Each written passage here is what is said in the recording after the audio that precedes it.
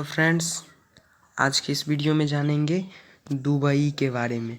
Dubai बहुत ही ज़्यादा गरीब देश था, पूरा हर जगह बालू ही बालू था। लेकिन कुछ ही दिनों में वो अपने देश को इतना ज़्यादा एडवांस कर लिया है कि कह नहीं सकते। देखिए, ये है आपका यूएई, ये रहा आपका यूएई। बहुत देख लीजिए, कितना ज़्यादा हर जगह बिल्डिंग ही बिल्डिंग नज़र आ रहे हैं। लेकिन 1990 में देख लीजिए, 1990 सब के आसपास में कैसा था यूएई। देख लीजिए, ऐसा था। भाई साहब का गाड़ी फंस गया है। देख लीजिए, हर जगह बालू ही बालू नज़र आ रहा है। ये देख लीजिए, कहीं पर कहीं कहीं बिल्डिंग नज़र आ रहा है। ये सब भी कोई गवर्नमेंट बिल्डिंग है। देख लीजिए कितना ज़्यादा। 1991 का फ़ोटो देखिए, ये तो और भी ज़्यादा ख़राब है। ये वही फ़ोटो है 1991, पीछे जो दिखाया अभी। देख लीजिए 1991 में कैसा था। देख लीजिए अब यहाँ 2016 का देख लीजिए, 2016 का। हर जगह भाई साहब बिल्डिंग ही बिल्डिंग नज़र आ रहे हैं। देख लीजिए ये कैसा बिल्डिंग बना है। ये देख लीजिए, ये देखिए कैसा बिल्डिंग सब बना चुका है। इतना ज़्यादा एडवांस कैसे हुआ, सारी चीज़ों को इस वीडियो में हम कवर कर लेंगे। चलिए स्टार्ट करते हैं वीडियो। ये देखिए, ये है चाइना। 1990s, आपको याद होगा उस समय भारत पर ब्रिटिश का शासन था, ब्रिटिशर्स का शासन था। लेकिन चाइना जो है, चाइना तो उस समय ठीक ठाक था, मुक्त था। तो अब ब्रिटिशर्स सोचे कि हम चाइना पर कब्जा क्यों ना कर ले। क्योंकि देखिए उस समय में ब्रिटिशर्स जो भी थे, सोच रहे थे हर जगह से सामान तो ले, हर जगह से व्यापार तो ठीक ठाक कर ले, लेकिन पैसा नहीं दे। ये तो भाई बहुत खराब आदत था उनका। बोल रहे थे कि हम पैसा नहीं देंगे। तो अब चाइना से जो ट्रेड कर रहे थे, तो ट्रेड कर करके वहाँ से ले जा रहे थे रेशम। रेशम ले जाते थे और चाय ले जाते थे, चाय पत्ती, ये दोनों चीज़ वहाँ से ले जाते थे। तो अब क्या किए, अब बोले कि पैसा तो भाई हम देंगे नहीं, तो अब इसके लिए कुछ तो करना पड़ेगा। तो अब ये क्या किए, अफीम। अफीम एक खाद्य पदार्थ होता है जो बहुत ही ज़्यादा नशीला होता है, बहुत ही ज़्यादा नशा चढ़ता। ओपियम जिसको कहते हैं, ओपियम सुने होंगे नाम। अब ओपियम उपजाने में कोई खर्च है, इंडिया वाले से उपजा लेते थे और एकदम आने पौने भाव में ख़रीद करके ले जाते थे, चाइना को दे देते थे।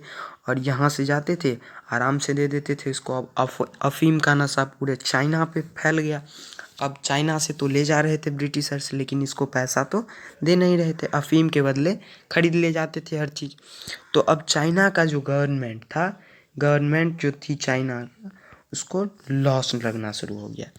तो अब चाइना के गवर्नमेंट को जब लॉस लगा, तो अब वो क्या बोले कि अफीम को, ओपियम को, चाइना में ओपियम के ट्रेड को बैन किया जाए। तो अब ओपियम के ट्रेड को चाइना में बैन कर दिया गया। तो चाइना में बैन हो गया ओपियम। अब यहाँ पर अब फिर ब्रिटिशर्स बोले कि भाई ऐसे तो होगा नहीं। तो अब ब्रिटिशर्स क्या किए, युद्ध कर दिए। अब अफीम का युद्ध हो गया, opium war, first opium war.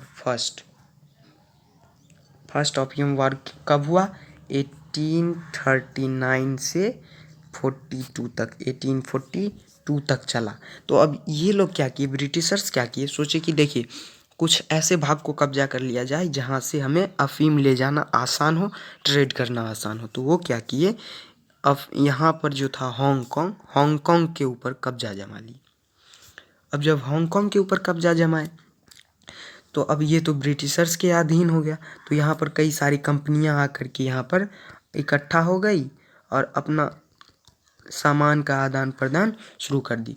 तो हांगकांग इसी समय में बहुत ज़्यादा अमीर हो गया। हांगकांग भी बहुत ही ज़्यादा अमीर हो गया। अभी देखे होंगे हांगकांग का फ़ोटो, सब दिखा देंगे कभी, वो भी दिखा देंगे। हांगकांग इतना ज़्यादा अमीर हो चुका है। और अब क्या हुआ, तो अब चाइना वाला हार गया। तो अब फिर से हुआ second opium war. Second opium war छिड़ गया।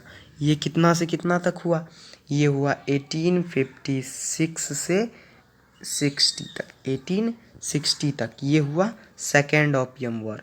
तो इसमें क्या किए, इसमें ब्रिटिशर्स हांगकांग का थोड़ा और हिस्सा कब्जा कर लिए। तो अब यहाँ पर और भी ज़्यादा आ गए। तो अब एक फरमान साइन करवा लिए ब्रिटिशर्स।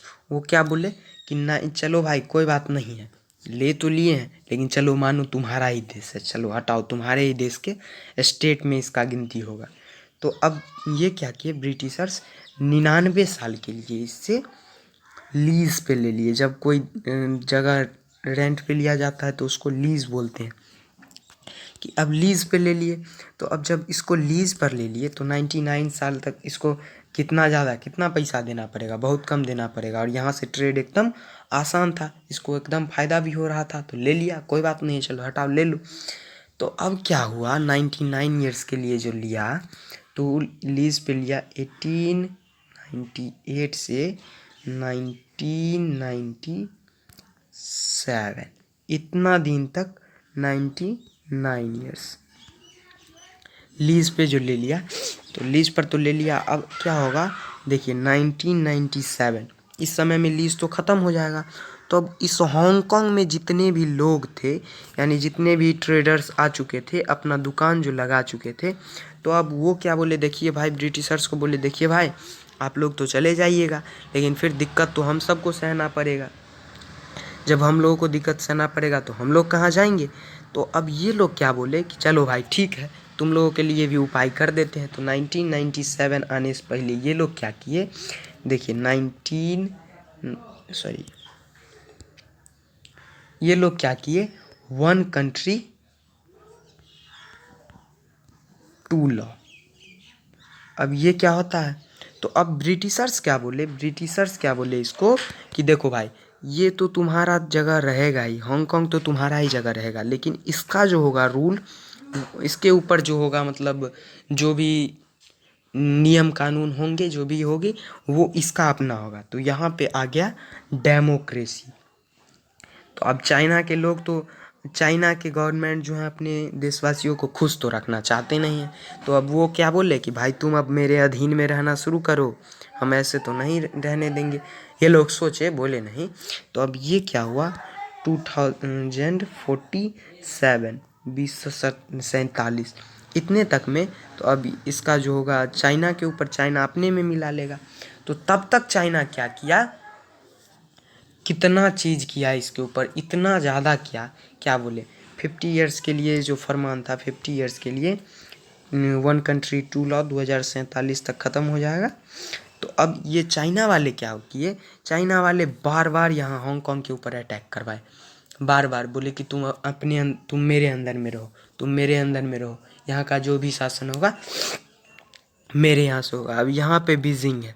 तो अब ये लोग क्या बोले, एक लड़का था जो अपनी गर्लफ्रेंड को लेकर के यहाँ चला आया और यहाँ पे आकर के उसको मार दिया, यहाँ पर आकर के उसको मार दिया।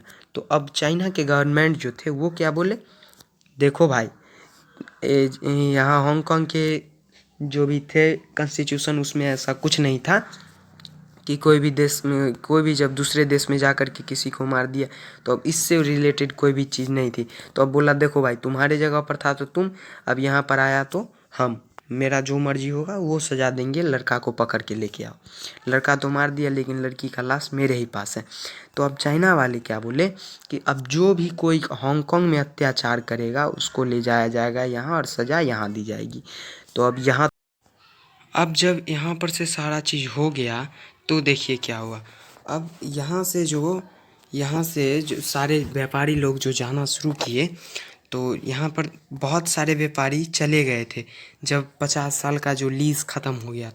तो सारे व्यापारी जब यहाँ से जब चले तो यूएई यहाँ पर आकर रोक लिया, यूएई बोला हम यहीं पर तुम लोग रुको, जितना हांगकांग में से इतना चीज़ तुमको जितना सुविधा मिल रहा था उतना सुविधा हम यहाँ भी देंगे। तो अब यूएई में सारे लोग आकर के रुक गए और जब यूएई में जाकर के रुके तो हांगकांग की तरह अब यूएई भी एडवांस होना शुरू हो गया। अब यूएई में भी सारी चीज़ें, सारी वो उपलब्धता हो गई थी। लेकिन अब जब 2047 में चीन के अंदर में जब आ जाएगा ये हांगकांग, तो फिर यहाँ से जितना भी लोग उस समय नहीं भागे थे तो उसको भी उतना ज़्यादा भी दिक्कत नहीं हो रहा है, लेकिन 2047 तक उन्हें भी दिक्कत होगी। तो इस बार जो ये यहाँ जाएगा तो ये भारत यहीं पर रोक लेगा, भारत रोक लेगा, तो ये भारत के लिए एक फ़ायदेमंद पॉइंट आ गया, प्लस पॉइंट है भारत के लिए। और ये जब यहाँ पर रोक लेगा तो हमारा भारत भी इस यूएई की तरह अमीर हो जाएगा 2047 के बाद। देखिए क्या होता है, फिर बता देंगे जब जो चीज़ होती रहेगा, सारी न्यूज़ आपको दे देंगे। Thank you for watch.